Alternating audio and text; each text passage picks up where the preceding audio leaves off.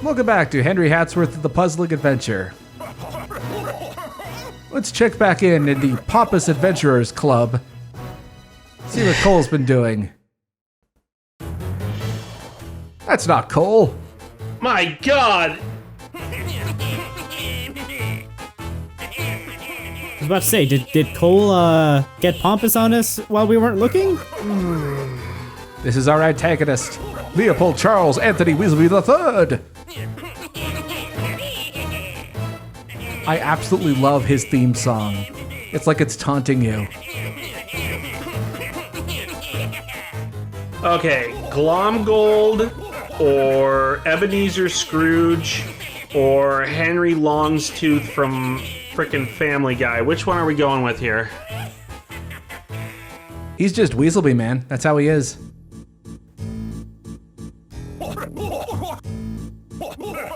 Okay, the caricatures so far are amazing.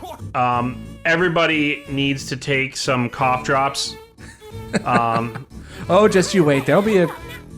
I don't want to say anything. There's... yes, there will be a character at the end of this video who will need some cough drops. Also, I'm convinced they just keep Cole in a Pokeball between scenes. He's opening up a Puzzle League merch shop? Oh, man. Oh, yeah. We got upgrades. So, yeah, Cole has an upgrade store that we could go to in between levels. And there are lots of upgrades that we could buy. And we're going to need them. Because like I said, this game gets really hard. Right now, we can only afford one upgrade. So we're going to get the Melee Master to increase our melee attacks. The damage that they do. We could also go over to see how many pieces of the gentleman's suit that we've collected.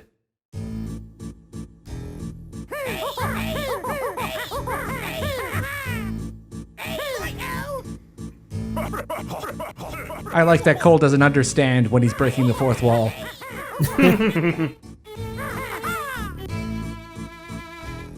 I like to think that nobody in these kind of situations understand that there's supposed to be a fourth wall. Their house just only has 3. I still think my favorite instance of this kind of thing was like in the start of Mother 3 when Alec is telling you how to dash. He tells you, the player, to imagine something called a B button and press it with all your might. Oh, I remember that. Now there's turrets on the ground. Devilish bastards. Are they turrets for mice? Why is that so low? Well, they're there to break up the pace of the gameplay, because otherwise you'd just be standing and firing at them. Oh wait, there's the standing turret. Yep. Quite literally standing. You can also press down and Y to do a downward attack. Like I said, the melee combat is very Kirby-esque. And also with these slights, as I think we decided to call them, they do have a bit of invincibility frames, but not that much. Some enemies, when you hit them and they start to get up, they have invulnerability.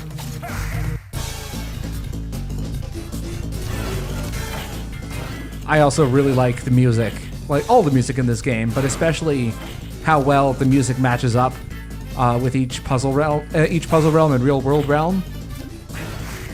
You also notice that the real world music tends to have more acoustic instruments, whereas in the puzzle realm they use electronic and synth music and instruments.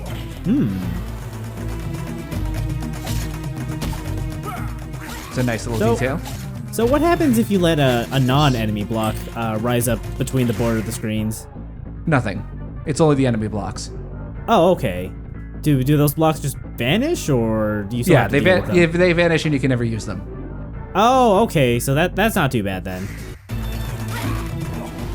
And that's just me demonstrating the charge shots that I showed off in last video. That's why I've got my water. An adventurer never leaves home without his water. So far, I kind of love the concept of this. Oh, it gets very complicated, the interplay back and forth between the two screens. Also, I think it's around here, if you listen closely. So that clicking noise, that means that when you're on the bottom or top screen, that means that that is a guarantee that the enemy block will rise to the top and there's nothing you can do about it. So as soon as you hear that click, that means it's too late. Ah, okay. Now, are those always scripted in the same spot? You mean the enemies? Yeah, if you're entering the same spot in the level every time you play, does it always happen at the same time? It's dependent on the bottom screen and how quickly it rises. So that was you just letting it go up too high. Yeah, that was me showing it off. Okay. In these early recordings, I tried to use the bottom screen as little as possible just to not break up the pace of the gameplay. I'm sorry, but when did Henry go to Master Roshi for teaching? That was a special attack. You hit up and A, and this is a bonus room. It has excellent music.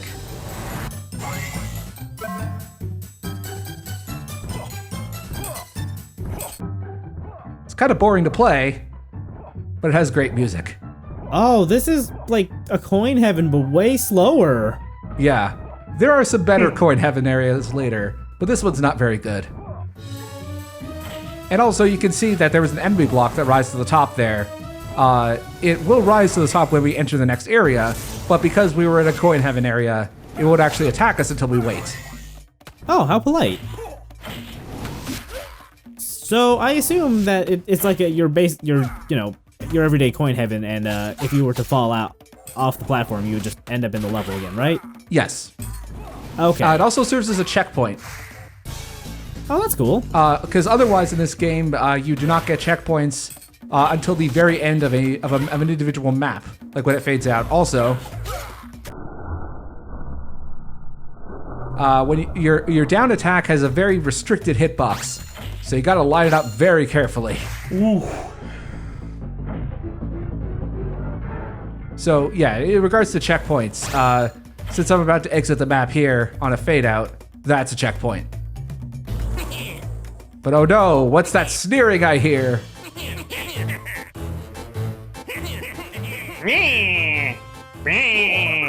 So is Weaselby gonna show up at the end of every world in a new mech? Weaselby is gonna show up in the middle of every world with a new mech. He's kind of like Eggman that way. I was gonna say, so he's mid-boss Eggman. Yes, he is mid-boss Eggman, exactly.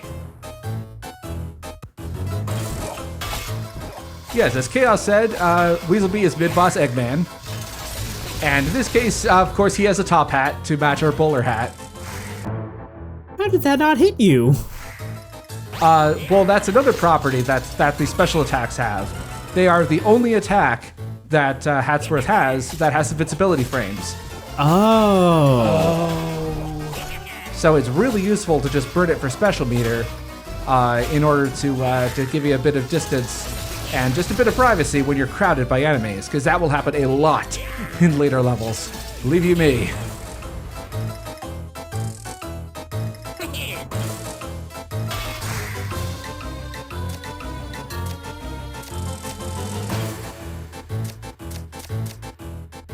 Also, I don't know if I pointed out, those glowing blocks, not the item blocks, but just the glowing ones, they will give you extra special meter if they are a part of a match. Aha! Also, when I ran out of silver hearts, it's always consistent. You run out of silver hearts, and your special meter reverts to 50%. It goes above 100% when it gets to the gold. Right now, it's at that sort of turquoise blue, and it reaches, that could go up to 100%, and you could go up to 200 when it gets to the gold. And when it reaches 200%, something special happens, and we'll see what that is later. I did not do very well in this fight. I apologize. He's not that hard. I was just lazy. Later fights, I'll do much better against Weaselby. You know, Hatsworth's an old man. He has to get back into fighting shape. Like that. And so, yes, in that case, I restored my special meter above 100%. And in that case, that's the only way to get a full refill of your health. Why did the dialogue go on the bottom screen? All dialogue goes on the bottom screen. Oh. I've been doing some editing magic so that it's a little more streamlined. You haven't noticed. Oh, okay. Yeah, I definitely did not notice that. Usually in dialogue scenes at the Pappas Adventurers Club, you get a scene of the club at the top screen and dialogue on the bottom. But I've done a bit of editing work to make it look a bit nicer. I see.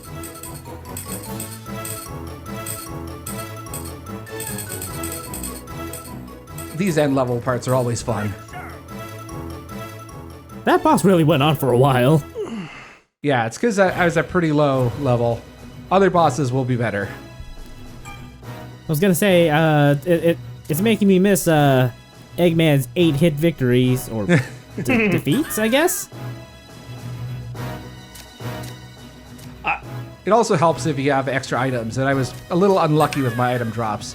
There are upgrades you could buy that increase the chances that items will drop in the puzzle realm.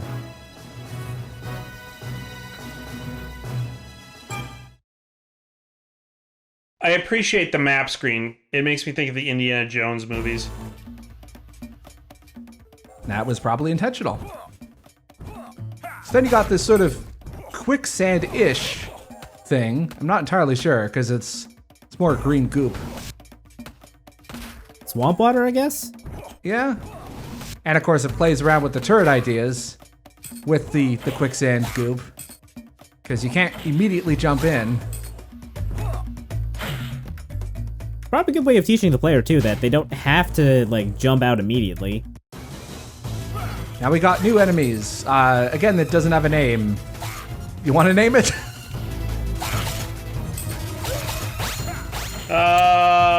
Cheap Zelda knockoff bats. They remind me of Choo-Choos and Keese at the same time. Let's go with Keese. Sure. All right. So again, this is another mandatory combat section. There's a lot of these, and it's trying to teach you about using your gun and your sword in succession. I also like how when Hatsworth is powered down, instead of using a sword, he uses his cane. So the cane has different hitboxes from the sword, right? Nope, it's got the same hitbox. Oh, okay. It's not quite as powerful, but it has the same properties. And of course, you can't use the super move here because they're not all on the same horizontal plane. It only takes that one level. It's very devious. The only 100% consistent attack here is if you happen to get a lightning item, which will damage all enemies that are on screen. And this special attack, by the way, is only for the Pizier gun that we have. There will be other ranged weapons that we get later, and they will have different special attacks with different properties. Not quite yet.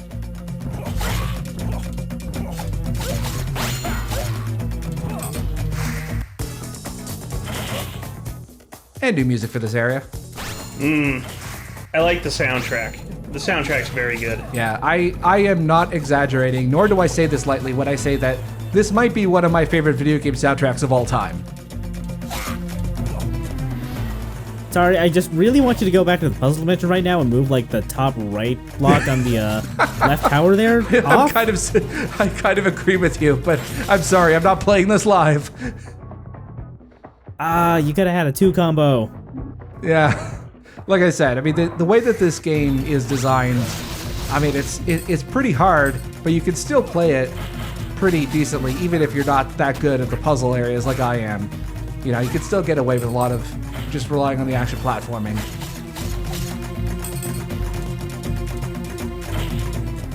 And at one point, if you went to the game's website, henryhatsworth.com, you could download the entire soundtrack for free on their website.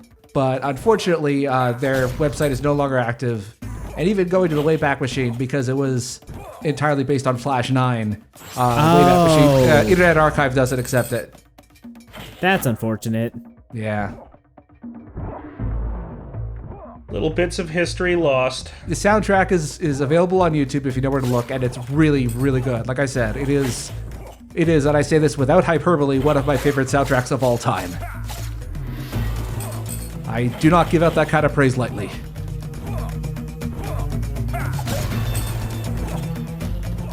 And you will see why, in particular with one boss fight in World 3, I believe, is one of the musical highlights of this game. I'm very much looking forward to that. So I am deliberately letting the blocks rise up here, because there's a particular area where I will get to show off the how bad it can be if you let the enemy blocks rise. Also, I don't remember if I've talked about this already, but the more that you juggle an enemy in the air, the higher the chance that the enemy will drop either as a heart or as an item block as opposed to an enemy block. Oh, so there's a purpose to juggling them. Yes. I mean, it's also because you get more super meter out of the combo, but it also increases their chances of dropping as an item or a heart. So as standard for video games, do stylish things to do better. Yes. It's very interesting. This is one of the few games that has really taken stylish combat to a 2D plane and done it successfully. I mean, not counting the isometric 2D beat-em-ups. Like, this is pure 2D. I can't think of a game that has done that successfully, because Mirror of Fate does not count. I was about to say, do you think this is the game Mirror of Fate should have been? A completely different game? I don't know if having Puzzle League on the bottom screen would have helped Mirror of Fate at all. No, it would have gone with, I don't know, like a Yoshi's Cookie clone with Castlevania sprites, Castlevania 1 sprites as a blatant nostalgia ploy.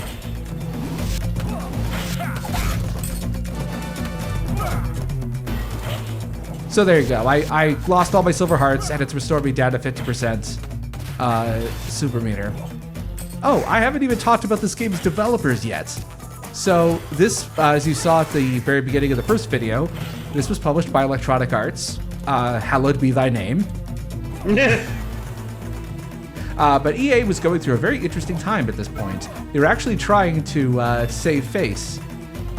This was during a point where they were mostly just, not known for being incredibly evil and only known for being kind of evil.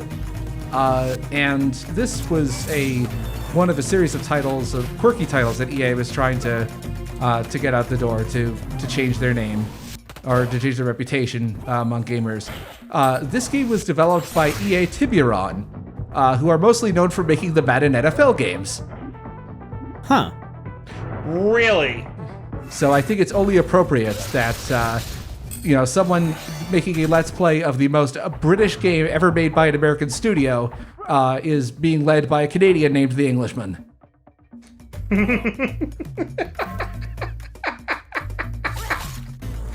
We brought it full circle, folks. Yep. You could tell that EA Tiburon was desperate to make anything that wasn't Madden. On the one hand, I feel sorry for them having to make all that Madden. On the other hand, they volunteered to work at EA. I mean, they applied, they got the job. So this is me trying to kite enemies together and then get them into a super meter. And if you fire a super meter, you can see the gold rising up there. It's an easy way of getting your super meter back while also building up a combo. I had a 14, almost had a 50x combo there. Nice. So you may be wondering what happens if you get to 200% super meter. Well, Cole did mention that there was a special power for us if we were to do that. You either, when you touch the bottom screen or hit the L button, something special happens. It's tea time, motherfuckers! Good show! What?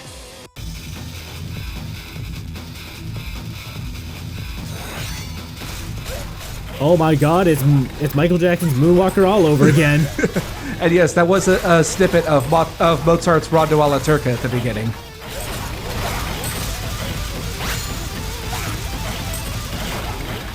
When you're in the robot suit, you are, it's a costume ability at the, but you also have the ability to pretty much smash anything in your way.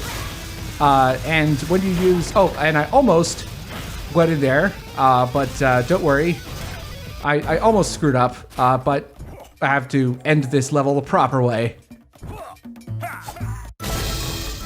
There we go. I was also trying to show off at the end there, if you press the A button, instead of firing your gun, you shoot out a power fist. Yeah, I was gonna say Rocket Fist looked awesome. Yeah, that Rocket Fist is really cool. Anyway. That's rad. And just to keep the awesomeness going, we're gonna find a new character here. Our boss at the end of World 1.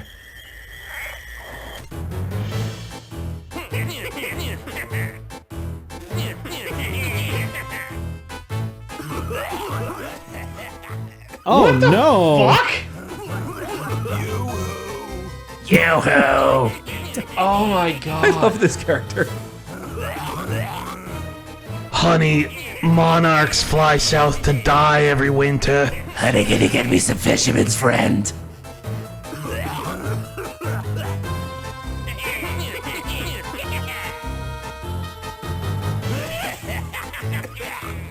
Stop bothering Dr. Venture. Yeah, the immediate comparison is to Dr. Girlfriend. Lady D is going to be our boss fight in level 1-6. And she is incredible. God. I love her so much. She's a great character. Oh my god, they really did amazingly well with this game for how simple the graphics are. Yeah. Everything is very expressive with a simple palette, and then when you get to the voice work, everyone is just coughing out their lines. Sometimes literally. I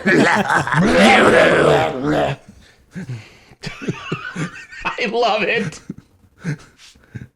Well, anyway. Yeah, next time we're going to play a couple more levels, and this is when the game stops fucking around and gets really, really hard. Like, we're at like the end of World 1. Look forward to that. It's gonna be good.